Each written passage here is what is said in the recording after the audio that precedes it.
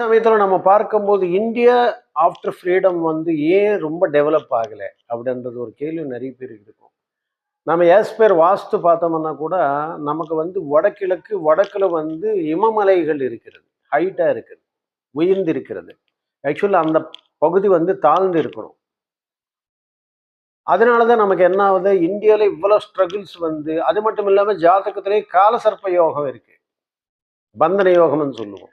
அதனால தான் இத்தனை பேர் வந்து ஃப்ரீடம் டைமில் வந்து அவங்க சிறைசாலையிலோ அடைக்கப்படுவது என்பது, கஷ்டங்கள் அனுபவிக்கிறது, இதெல்லாம் வந்து அந்த பந்தன யோகத்தால்.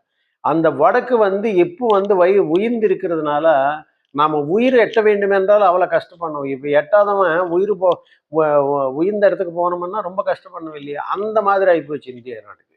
காரணம் வாஸ்து அமைப்பு நமக்கு சரியாக அமையவில்லை. இந்தியாவுக்கு வந்து வடக்கில் வந்து உயர்ந்து இருக்கிறது, அதனால தான் நம்ம வந்து ரொம்ப தாழ்ந்து